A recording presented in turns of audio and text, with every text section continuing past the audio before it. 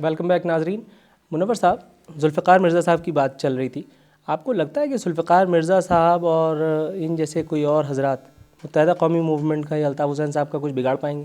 نہیں, متحدہ قومی موومنٹ نے تو خود ہی اپنا جو کچھ بگاڑ لیا ہے, اس کے بعد مزید کسی کو بگاڑنے کی ضرورت بھی نہیں ہے اور گنجائش بھی بہت کم ہے. ذوالفقار مرزا صاحب تو ایک ایسا کریکٹر ہے کہ جس کے بارے میں بڑی طویل اور دیر تک گفتگو کی جا سکتی ہے, لیکن میں نے تو جیسے پہلے عرض کیا تھا کہ ذوالفقار مرزا ایک کردار کا نام ہے, بلا شبہ ایک شخص کا بھی نام ہے, اور ملک کی اسپیکر خاتون جو ہے ان کے شوہر کا نام بھی ہے, لیکن یہ ہے کہ بلا ایک کردار کا نام ہے. اور ایم کیو ایم کو اس حوالے سے سوچنا چاہیے کہ اگر ملک کے اندر معاشرے میں درجنوں ذوالفقار مرزا ایک دن اٹھ کر کھڑے ہو گئے تو ان کے لیے بڑا مشکل ہوگا کہ اپنے کیس کو جسٹیفائی کر سکیں. اس میں ایم کیو ایم کو خود ہی انیشیٹو لینا چاہیے اور اپنے معاملات کو اور اپنے بارے میں جو پرسیپشن لوگوں کا اور جو امپریشن لوگوں کا ہے اس کو درست کرنے کی کوشش کرنی چاہیے. اچھا, آپ میں اور شاہی سید صاحب سے جب میں ملا, ان سے گفتگو کی, تو ان میں ایک قدر مشترک یہ ہے, وہ بھی ذوالفقار مرزا فیکٹر کو لے کر کے بہت خوش ہیں, اور آپ کے لیے آپ سے گفتگو کرتے ہوئے بھی میں دیکھ رہا ہوں کہ پسندیدگی یہ کافی عنصر ہے. یہ سمجھ میں نہیں آیا کنیکشن ان بٹوین ہے کیا؟ بس یہ تو خیر آپ کا کنٹریبیوشن ہے کہ بہت پسندیدہ کردار اور بہت خوش ہیں. مسئلہ خوشی کا اور پسندیدگی کا نہیں ہے, ایک کریکٹر کا ہے. اور جب ایم کیو ایم کا ذکر آئے گا تو ذوالفقار مرزا کا تو ذکر آئے گا. یعنی ڈانڈا اور مامتا کی بات نہیں کر رہا میں, بلکہ عملاً ایم کیو ایم کے حوالے سے ذوالفقار مرزا کی بات نہ کی جائے کیسے ممکن ہے؟ میں نے تو شاہی سید کا نام نہیں لیا تھا, آپ نے لیا ہے, مجھے اس کی ضرورت نہیں تھی.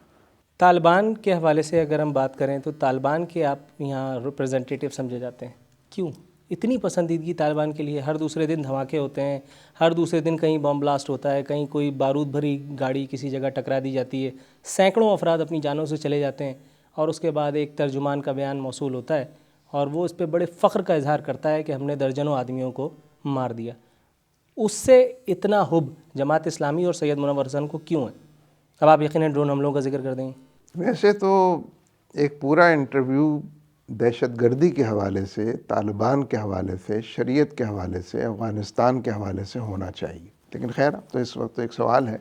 ہمارے پڑوس افغانستان میں طالبان نے جو حکومت قائم کی تھی وہ پچھلی 60-65 سال کی تاریخ میں واحد حکومت تھی جو پرو پاکستان اور اینٹی انڈیا حکومت تھی. اس سے پہلے کبھی ایسی حکومت نہیں بنی, نہ اس کے بعد بنی.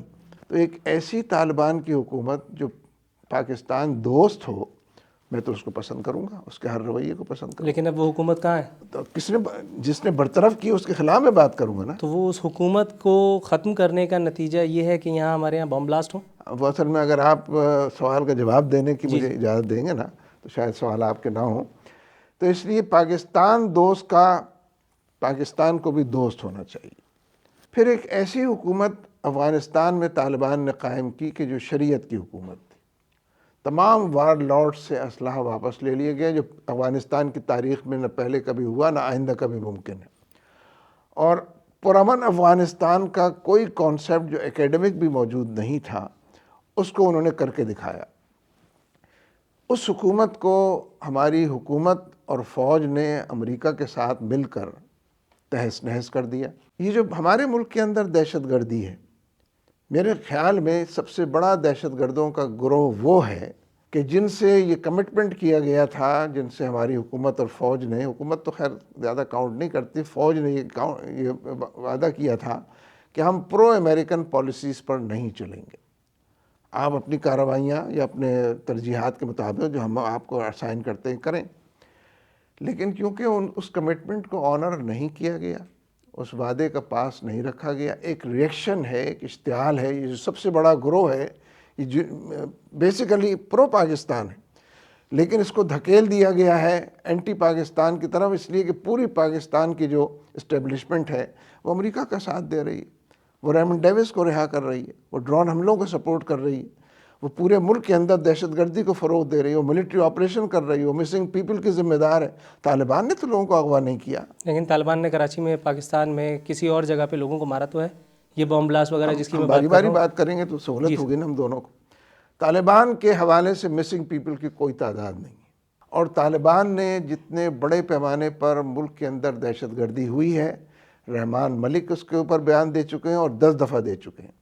IGFC بلوچستان دے چکے ہیں کہ بھارت افغانستان سے بیٹھ کر ہم کو ڈی اسٹیبلائز کر رہا ہے۔ میرے نزدیک ہم نے تو APC میں بھی یہ بات کہی تھی کہ ہمارے ہاں میں نے یہ بات کہی تھی، ہمیں نہیں کہنا، اور اس کو اڈاپٹ کر لیا گیا کہ ملک کے اندر کم از کم 5 گروہ ہیں کہ جو دہشت گردی کے ذمہ دار ہیں۔ اس میں ایک بلا شبہ وہ ہے کہ جس کو شمالی اتحاد افغانستان کی سپورٹ حاصل ہے، امریکہ اور بھارت کی سپورٹ حاصل ہے، اور ہماری انٹیلیجنس ایجنسیاں اس سے واقف ہیں کہ وہ کون ہے۔ تو لہذا ان کے ساتھ تو اسی طرح ہائی ہینڈڈنس کے ساتھ ڈیل کرنا چاہیے، لیکن باقی جو لوگ ہیں وہ پاکستان دوست ہیں، ان کو پاکستان دشمنی کی طرف دھکیلا گیا ہے اپنے رویے اور پالیسیوں کی وجہ سے۔ ایک بات کہی تھی نا امریکہ نے کہ اسامہ بن لادن کو ہمارے حوالے کر دو، کیا طالبان نے غلط بات کہی تھی یہ کہہ کر کہ آپ ان کا کوئی قصور ثابت کر دیں؟ لیکن کیا یہ بات آپ کو لاجیکل لگتی ہے؟ عقلی دلیل اس کی کوئی ہے کہ ایک آدمی کی وجہ سے آپ نے اپنے پورے ملک کو کھنڈر بنا دیا؟ ایک آدمی وہ کہ جو خود پاکستان میں ایبٹ آباد میں کن حالات میں مارا گیا؟ آپ کی اس بات پر تو یہ طے کرنا مشکل ہو رہا ہے کہ رویا جائے یا ہنسا جائے۔ آپ کا خیال ہے ایک آدمی کی وجہ سے سب کچھ ہوا ہے؟ امریکہ کو تو یہ کام کرنا ہی تھا۔ اب وہ ایک آدمی کو قتل کر دیا تو واپس چلے جائے نا تو وہ۔ اگر یہ چیز محسوس کر چکے تھے پوری عالمی برادری یا کم از کم سید منور حسن جو طالبان کے ریپرزنٹیٹیو کہے جاتے ہیں آج، تو کیا اس وقت کسی نے ان کو نہیں بتایا ہوگا کہ بھائی اگر یہ بات نہیں مانی تو رون دیے جاؤ گے؟ افغانستان والوں کے پاس تھا کیا جو وہ امریکہ سے ٹکر لینے مان لیتے تو بھی روندنا ان کے، اب مان لیے نا بات۔ اسامہ بن لادن تو قتل ہو گیا ہے نا، شہید ہو اب گیا میرے ہے۔ پاس تم آئی ہو تو کیا آئی ہو سر، اب کیا ہوا؟ اور 2014 کی جو تاریخ امریکہ نے دی ہے یہ اس کو بھی واپس نہیں جائے گا۔ اصل میں ہم اتنے بچے نہیں ہیں اور نادان لوگ نہیں ہیں، ہم اس دنیا کے اندر رہتے ہیں، اور دنیا اس کا تماشا ہمارے سامنے ہے کہ جو امریکن آبجیکٹیوز ہیں اس کی وجہ سے اس ریجن سے امریکہ واپس نہیں جائے گا۔